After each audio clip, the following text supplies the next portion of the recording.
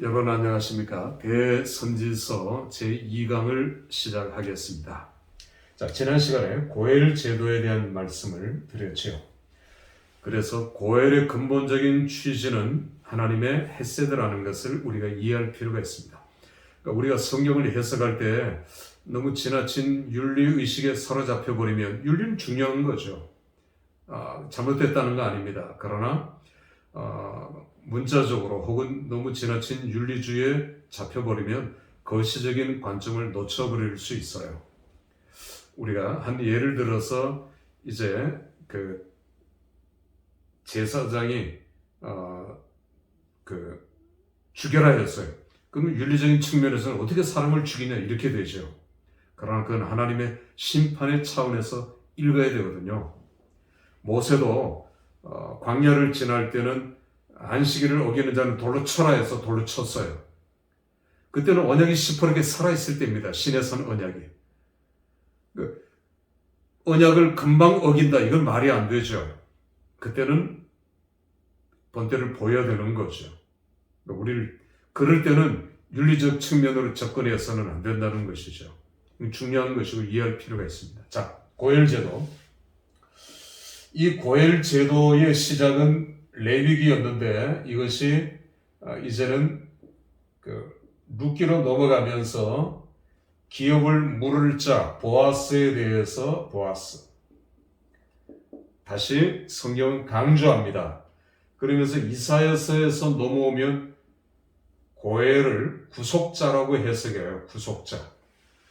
구속자로 오실 메시아, 고엘로 오실 메시아입니다.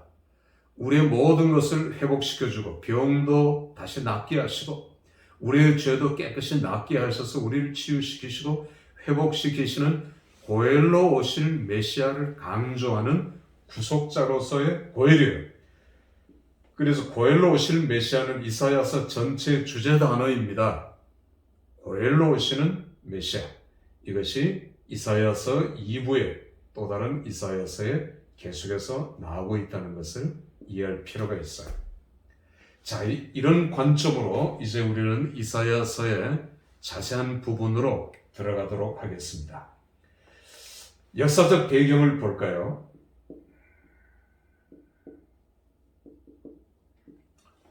자, 지금은 남쪽 유다와 북이스라엘이 나뉘어졌을 때죠. 이때 북쪽에서는 이사야서의 배경입니다. 북쪽에서는 아수르라고 하는 나라가 일어났어요. 아수르, 제국이죠. 나라를 빼앗고 또 다른 나라를 복속시켜서 조공을 받고 아예 그 나라를 자기 나라에 편입을 시켜버리는 제국이라고 하죠. 아수르 제국. 아수르는 잔인합니다. 다 부시고 다 불태워버립니다. 그렇게 해서 복종시켜요. 두려움을 주는 거죠. 아수르다 하면 항복하게 만드는 그 전략이 아수르의 전략입니다. 그 아수르가 이제 북이스라엘을 공격하죠. 아직 남쪽은 국경 아래고 국경과 접해 있던 아수르와 북이스라엘을 부딪힙니다. 이때 북이스라엘의 왕은 여로보암, 남쪽은 우시야죠. 북여로보암과 우시야는 남북 가장 강력한 왕이었습니다. 여로보암 2세는 프레스 요르단 지역을 장악했고요. 왕의 대로를 장악했고 무역로를 확보하고 주위에 있는 여러 나라를 복속시킨 역시 제국의 형태를 띠고 있었던 나라가 북이스라엘의 여로보암 2세예요. 그러나 그 아수르를 대적할 수는 없었습니다. 결국 아수르에게 무너집니다. 여로보암부터 무너지기 시작하고요. 마지막 왕 호세아, 수도는 사마리아. 호세아는 끝까지 아수르에게 버티다가 3년 동안 사마리아가 포위되고 그리고 사마리아가 함락되면서 북이스라엘은 멸망합니다. BC 722년이라 했죠.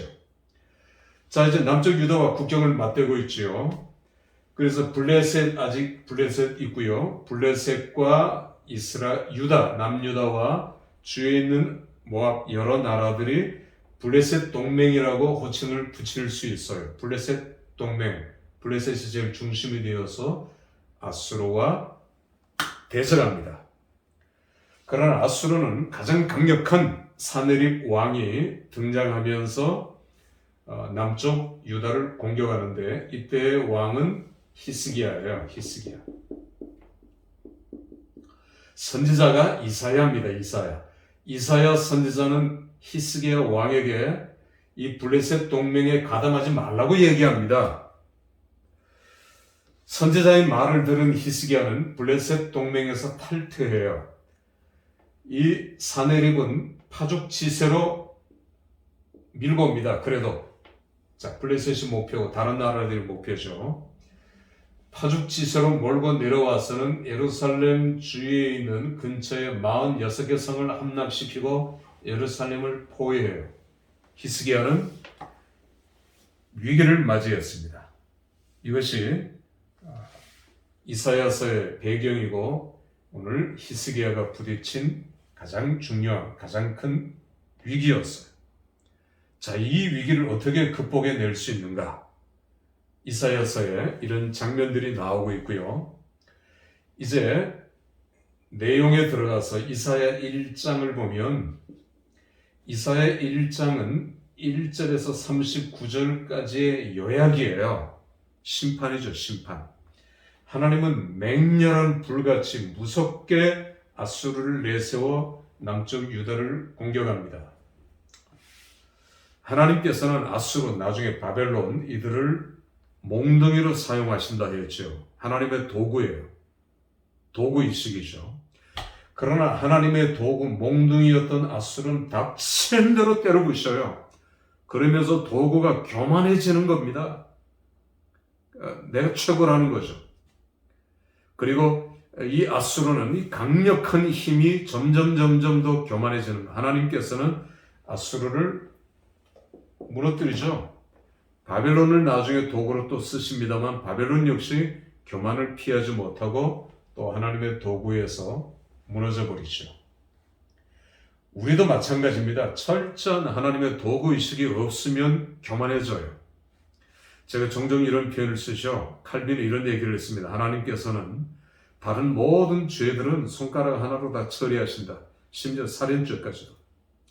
그러나 교만죄는 양팔을 걷어붙이고 대적하신다 했어요. 그만큼 하나님이 가장 미워하시는 죄가 교만죄입니다. 아수르의 교만, 이스라엘의 교만, 그리고 유다의 교만, 모든 나라가 무너질 때 특징은 교만이에요. 맨 나중에 제국, 로마 제국도 마찬가지입니다. 교만으로 무너져요. 그 이전에 페르시아, 그 전에 헬라, 오늘 유다, 이스라엘 다 예외가 없어요. 교만입니다. 개인이나 나라나 국가나 회사나 어떤 공동체건 간에 우리가 가장 두려워해야 할 것은 교만입니다.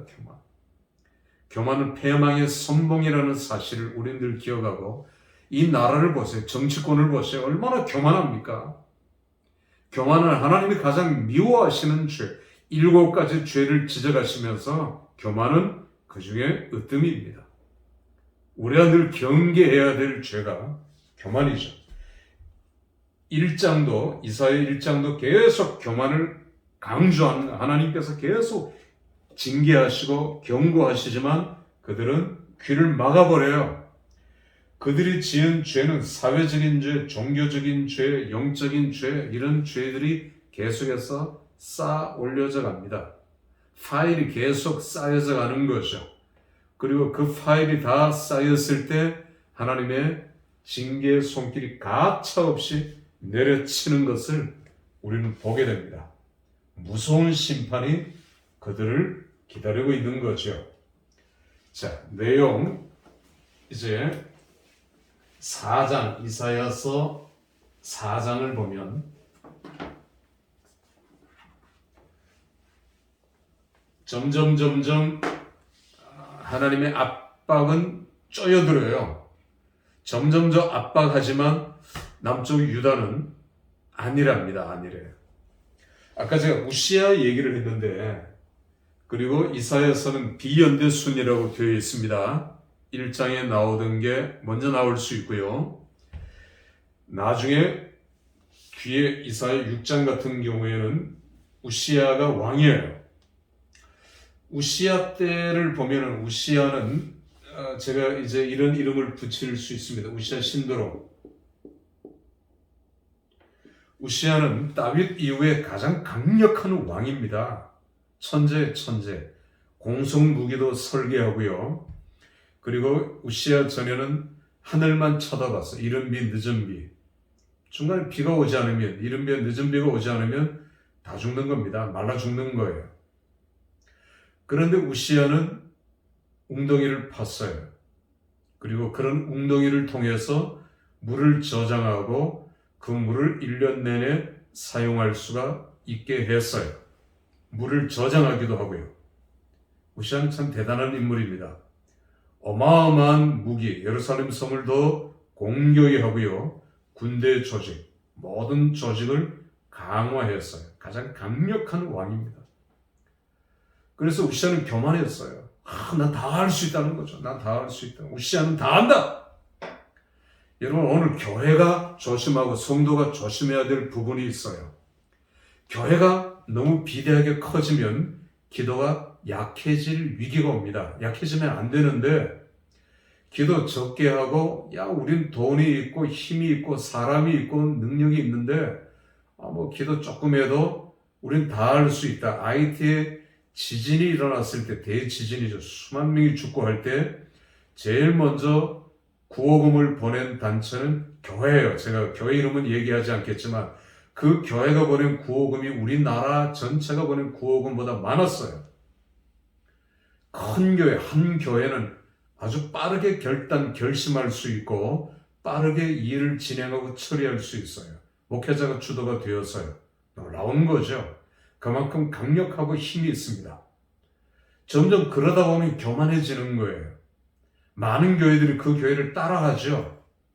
기도가 약해지고 목회자가 무릎을 꿇는 것이 약해질 수 있습니다. 다 그렇다는 것이 아니라 개연성의 법칙이에요. 하나님을 더 의지하기보다 교회라고 하는 카테고리, 우리 교회, 내 교회, 이런 식으로 교회 우월주의가 점점 강화되기 시작하고 멤버십을 강화하면서 교회의 신드롬, 우리 교회는 전능하다.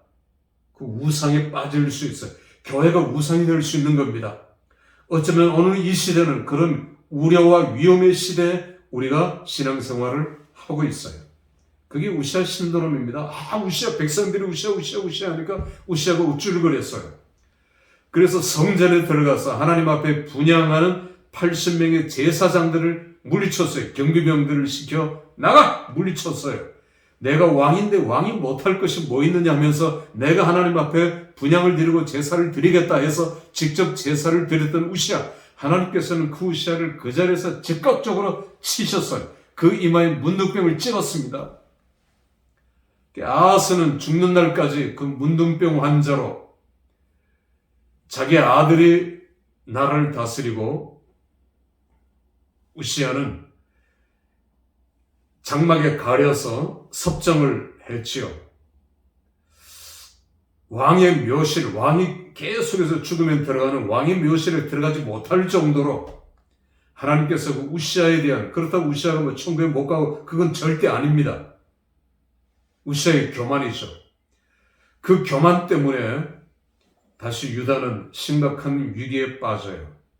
이렇게 우시야가 죽었습니다. 우시야가 죽었을 때 이렇게 이사야 6장이 시작돼요. 제가 5장 얘기를 먼저 했죠. 5장과 6장은 하나의 짝이에요. 짝. 이사야 5장은 하나님께서 이런 비유로 이사야를 통해서 말씀하십니다. 포도원 지기가 있는데 포도원 지기가 정성껏 포도를 키워냈어요.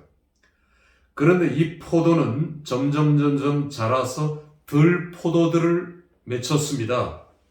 들포도들은 야생 포도고 이거는 상품화할 수 없고 먹을 것도 없어요. 짐승들이 먹는 들포도를 생산해낸 겁니다. 포도원 지기는 하나님을 비유하는 거죠. 포도원 지기가 너무너무 화가 났어요. 정성껏 키웠는데 들포도라니. 그래서 포도원 지기는 이거를 울타리를 허물고 포도원을 다 허물어뜨린 겁니다. 뽑아버린 거예요.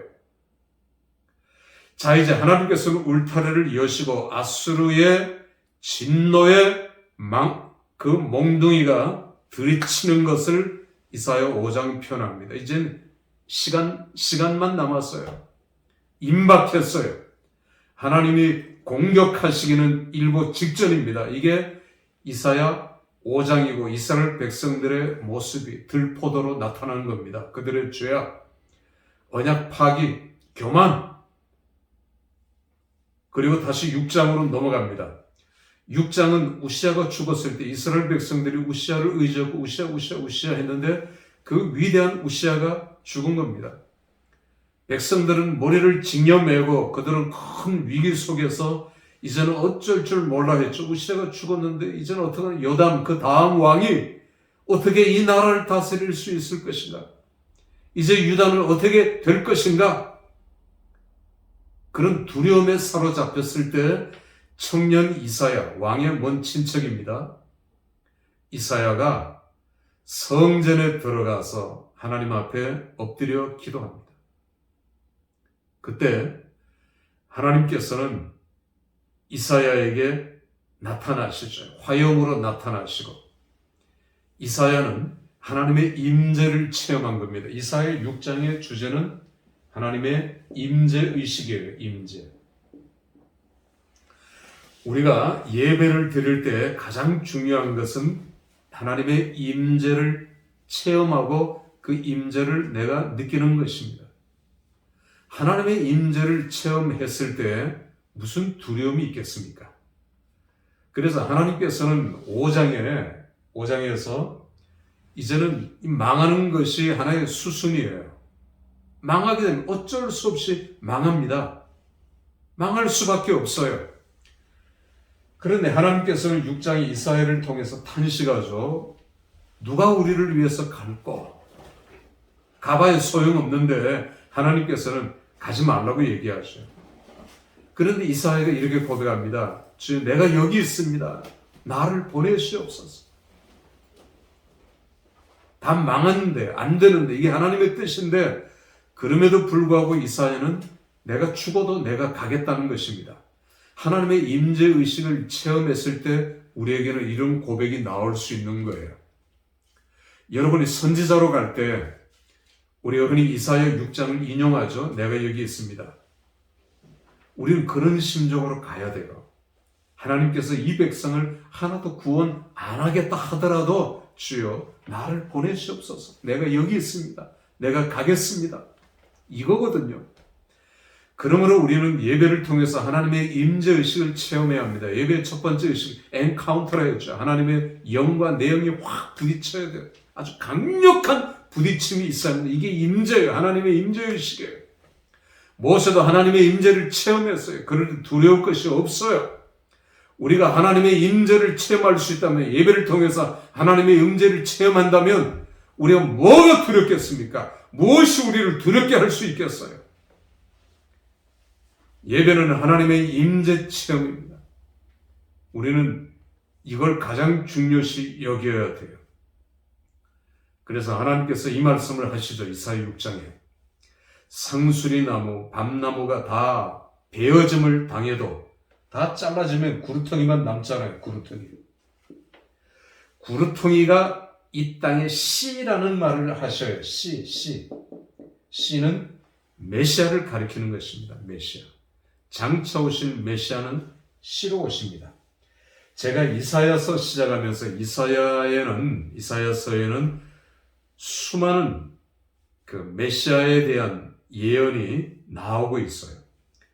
그래서 우리는 이사야를 특별히 구속사적으로 해석해야 될 필요가 있습니다.